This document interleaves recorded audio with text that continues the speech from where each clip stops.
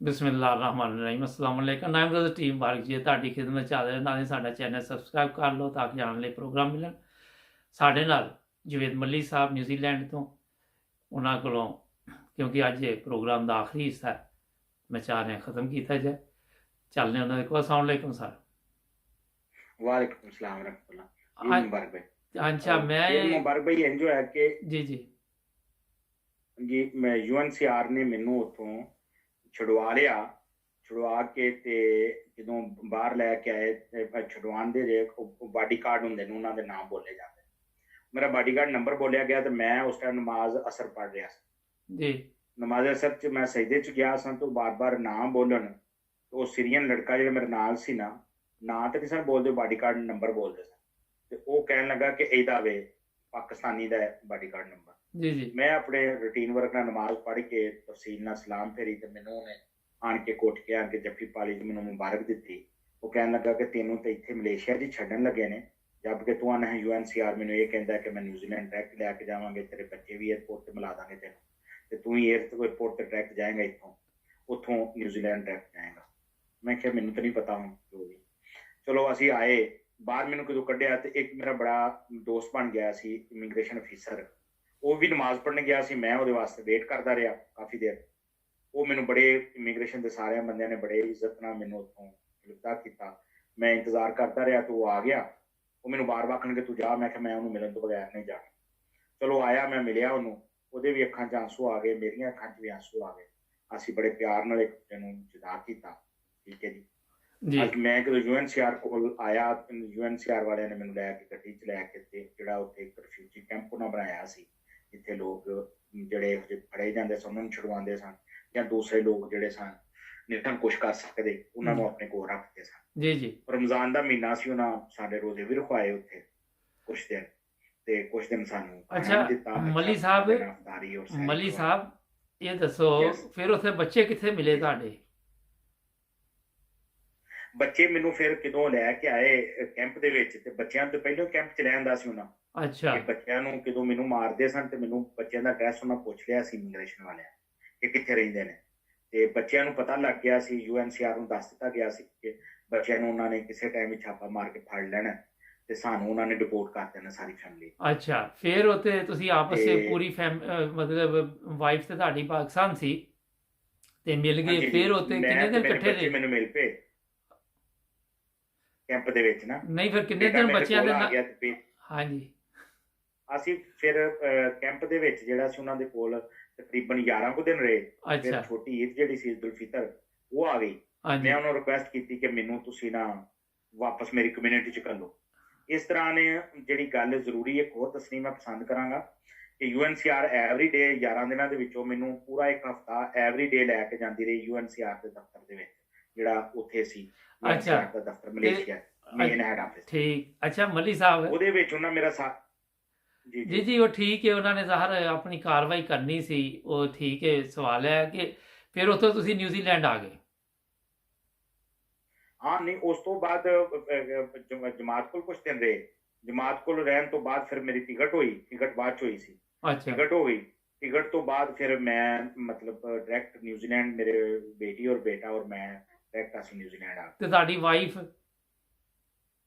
Wife ਮੇਰੇ ਜਦੋਂ ਅਸੀਂ ਨਿਊਜ਼ੀਲੈਂਡ ਆ ਗਏ ਸਾਡੇ ਤੋਂ ਤਕਰੀਬਨ 6 ਮਾਹ ਬਾਅਦ ਦੇ ਵਿੱਚ ਪਾਕਿਸਤਾਨ ਤੋਂ ਡਾਇਰੈਕਟ ਗਵਰਨਮੈਂਟ ਨਿਊਜ਼ੀਲੈਂਡ ਨੇ ਡਾਇਰੈਕਟ ਟਿਕਟ ਸਾਨੂੰ ਲਿਆ ਉਹਨਾਂ UNCR ਦੇ ਥਰੂ ਉੱਥੋਂ ਮਲੇਸ਼ੀਆ ਤੋਂ ਵਿਦ ਟਿਕਟ ਗਵਰਨਮੈਂਟ ਨੇ ਪੇ ਕੀਤੀ ਨਿਊਜ਼ੀਲੈਂਡ ਨੇ ਠੀਕ ਸਾਰੇ ਜਿਨ੍ਹਾਂ ਨੇ ਖਰਚਾ ਹੈ ਉਹ ਪੇ ਕੀਤਾ ਉਹਨਾਂ ਨੇ ਕੀਤਾ ਅੱਛਾ ਹੁਣ ਇਹ ਤੇ ਚਾਹ ਦੱਸੋ ਨਿਊਜ਼ੀਲੈਂਡ ਜਦੋਂ ਤੁਸੀਂ UNO ਦੇ ਜ਼ਰੀਏ ਆਉਂਦੇ ਜੇ ਇੱਥੇ ਰਹਾਇਸ਼ ਵਗੈਰਾ ਉਹ ਦੇ ਦਿੰਦੇ ਨੇ ਆਉਂਦੇ ਮੈਂ ਉਹ ਵੀ ਤੁਹਾਨੂੰ ਤਫਸੀਲ ਦੱਸਦਾ ਪਹਿਲੀ ਫੈਮਿਲੀ ਜਮਾਤੇ ਅਹਿਮਦੀਆ ਦੀ ਬੀਐਨ ਪਾਕਿਸਤਾਨੀ ਦੀ ਮੈਂ ਇੱਥੇ ਆਇਆ ਹਾਂ ਅੱਛਾ ਪਹਿਲਾ ਬੰਦਾ ਮੈਂ UNCR ਦੇ ਥਰੂ ਆਇਆ ਨਿਊਜ਼ੀਲੈਂਡ ਦੇ ਜੀ ਉਸ ਤੋਂ ਬਾਅਦ ਅੱਲਾ ਦਾ ਫਜ਼ਲ ਹੋ ਗਿਆ ਕਿ ਥਾਈਲੈਂਡ ਤੋਂ ਕਾਫੀ ਫੈਮਿਲੀਆਂ ਆਈਆਂ ਹੁਣ ਸ੍ਰੀਲੰਕਾ ਤੋਂ ਵੀ ਲੈ ਲਈਆਂ ਨੇ ਮਲੇਸ਼ੀਆ ਤੋਂ ਵੀ ਲੈ ਲਈਆਂ ਨੇ ਲਾਸਟ ਈਅਰ ਸ੍ਰੀਲੰਕਾ ਤੋਂ ਲਈਆਂ ਤੇ ਜਦੋਂ ਤੁਸੀਂ ਆਏ ਤੇ ਉੱਥੇ ਜੀ ਨਿਊਜ਼ੀਲੈਂਡ ਤੁਸੀਂ ਜਦੋਂ ਆਏ ਤੇ ਇਹਨਾਂ ਨੇ ਫਿਰ ਪੂਰੀ ਮਦਦ ਕੀਤੀ ਕਿ ਤੁਹਾਨੂੰ ਇੱਥੇ ਕੰਮ ਸ਼ਮ ਦੇ ਮਾਮਲੇ 'ਚ ਕਿ ਜੌਬ ਸ਼ੋ ਮਿਲ ਬਿਲਕੁਲ ਮੈਂ ਉਹੀ ਤੁਹਾਨੂੰ ਤਫਸੀਲ ਦੱਸਣ ਲੱਗਾ ਤਫਸੀਲ ਨਾਲ ਦੱਸੋ ਜ਼ਰਾ ਮੁਖਤਸਰ ਰੱਖੋ ਕਿਉਂਕਿ ਪ੍ਰੋਗਰਾਮ ਇਹ ਵੀ ਮੁੱਕ ਜਾਣਾ ਦੱਸਣਾ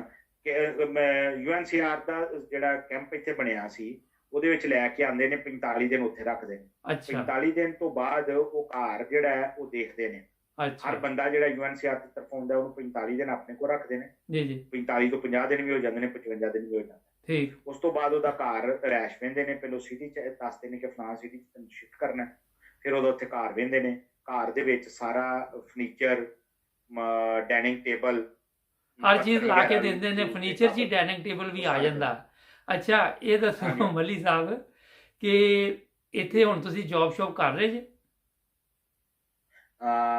ਨਹੀਂ, ਇਨ ਟਾਈਮ ਲਾਕਡਾਊਨ ਦੀ ਵਜ੍ਹਾ ਨਾਲ ਨਹੀਂ ਕਰ ਰਿਹਾ। ਨਹੀਂ ਲਈ ਕਿ ਫਿਰ ਉਹਨਾਂ ਨੇ ਤੁਹਾਨੂੰ ਲੱਭ ਕੇ ਦਿੱਤੀ ਜੌਬ ਵਗੈਰਾ, ਕੋਈ ਕੰਮ ਸ਼ਮ ਲੱਭ ਕੇ ਦਿੱਤਾ? ਹਾਂਜੀ ਹਾਂਜੀ ਬਿਲਕੁਲ ਬਿਲਕੁਲ ਬਿਲਕੁਲ, ਪੂਰੀ ਸਪੋਰਟ ਕਰਦਾ UNHCR। ਅੱਛਾ ਬੱਚੇ ਪੜ੍ਹ ਲਿਖ ਰਹੇ ਨੇ ਹੁਣ? ਰੈੱਡ ਕਰਾਸ ਦਿੰਦਾ। ਹਾਂਜੀ ਬੱਚੇ ਪੜ੍ਹ ਰਹੇ ਨੇ ਮਾਸ਼ਾਅੱਲਾ। ਕਿੰਨੇ ਸਾਲ ਦੇ ਹੋ ਗਏ ਨੇ? 20+ ਨੇ। ਅੱਛਾ ਮਾਸ਼ਾਅੱਲਾ।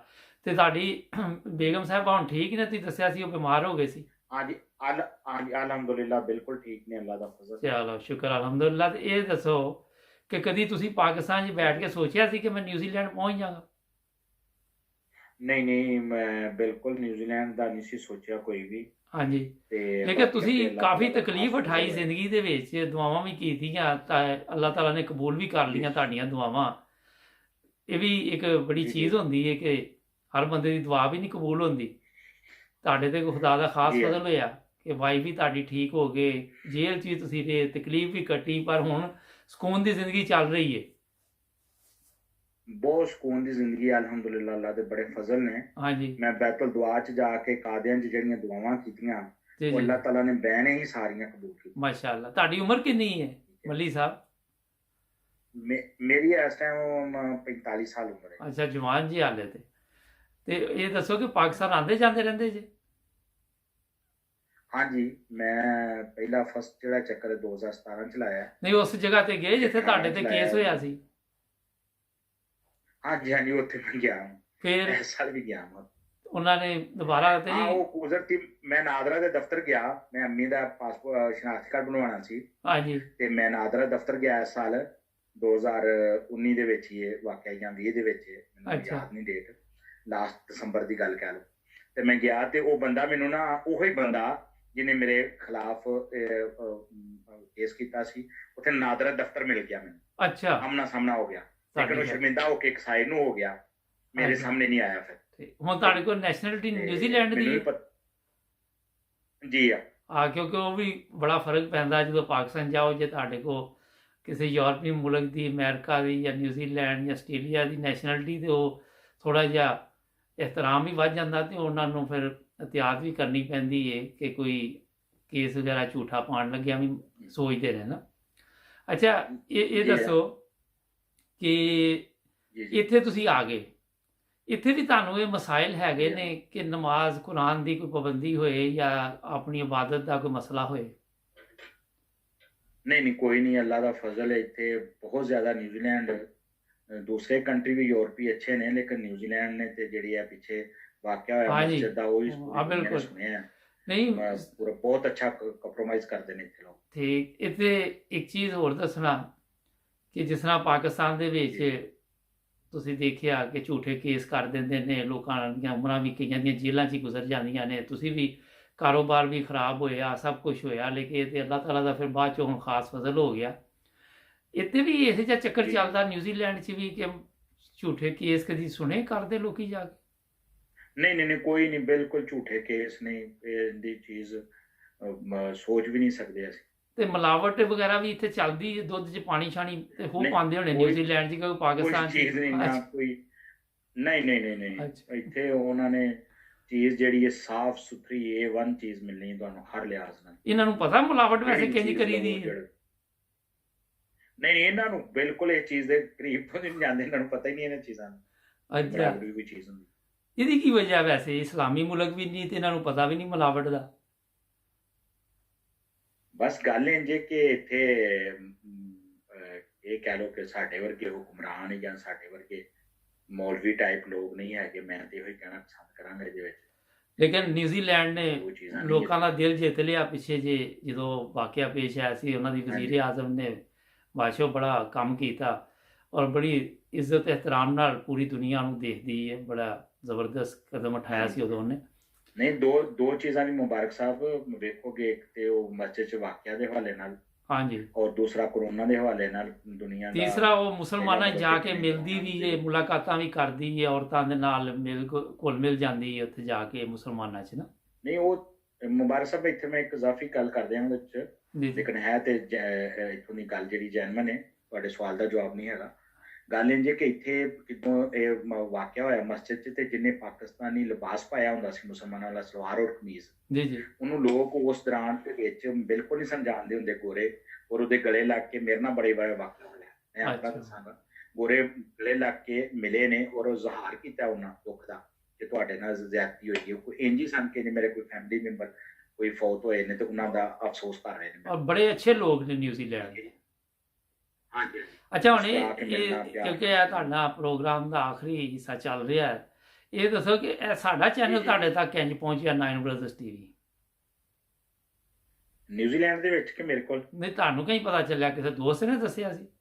ਮੈਂ ਤੁਹਾਡੇ ਜਿਹੜੇ ਪ੍ਰੋਗਰਾਮ ਸਨ ਬੜੇ ਦਿਲਚਸਪੀ ਨਾਲ ਦੇਖਣਾ, ਔਰ ਮੈਨੂੰ ਬੜੀ ਦਿਲਚਸਪੀ ਹੈ ਉਹਨਾਂ ਨਾਲ, ਔਰ ਬੜੇ ਅੱਛੇ ਵਾਕਿਆਤ ਨੇ, ਬੜੇ ਅੱਛੀ ਤੁਸੀਂ ਸਟੋਰੀ ਜਿਹੜੀਆਂ ਨੇ ਦੇ ਰਹੇ ਹੋ, ਬਹੁਤ ਅੱਛੀਆਂ ਨੇ। ਇੱਕ ਯਾਦਾਸ਼ਤ ਨੇ ਸਾਰਿਆਂ ਲੋਕਾਂ ਦੀਆਂ, ਬਹੁਤ ਜ਼ਿਆਦਾ ਜਮਾਤੇ ਅਹਿਮਦੀਆ ਦੇ ਅਸੀਰ ਲੋਕ ਵੀ ਰਹੇ, ਹਾਂਜੀ ਬਹੁਤ ਜ਼ਿਆਦਾ ਲੋਕ ਟਰੈਵਲ ਬੜੀ ਮੁਸ਼ਕਲ 'ਚ ਕਰਕੇ ਮੁਖਤਲਿਫ ਮੁਲਕਾਂ 'ਚ ਪਹੁੰਚੇ, ਜੀ। ਉਹਨਾਂ ਦੀ ਤੁਸੀਂ ਦੇ ਰਹੇ ਹੋ, ਬਹੁਤ ਅੱਛਾ ਲੱਗਦਾ ਹੈ। ਨਹੀਂ, ਤੁਸੀਂ ਪਹਿਲੀ ਦਫਾ ਕਿਸ ਤਰ੍ਹਾਂ ਪਤਾ ਚੱਲਿਆ? ਮੇਰਾ ਸਵਾਲ ਇਹ ਸੀ। ਅੱਜ ਸਵਾਲ ਤੁਹਾਡਾ ਇਹ ਜਿਹੜਾ ਹੈ, ਮੈਂ ਤੇ ਚੈੱਕ ਹੀ ਕਰ ਰਿਹਾ ਸਾਂ ਅੱਛਾ ਫੇਸਬੁੱਕ ਤੇ, ਤੁਸੀਂ ਮੇਰੇ ਦੋਸਤ ਹੋ। ਅੱਛਾ, ਤੇ ਫੇਸਬੁੱਕ ਉਹਦੇ ਫਰੈਂਡ ਵੀ ਜੇ ਮੈਂ ਤੁਸੀਂ ਉਹ ਮੇਰੇ?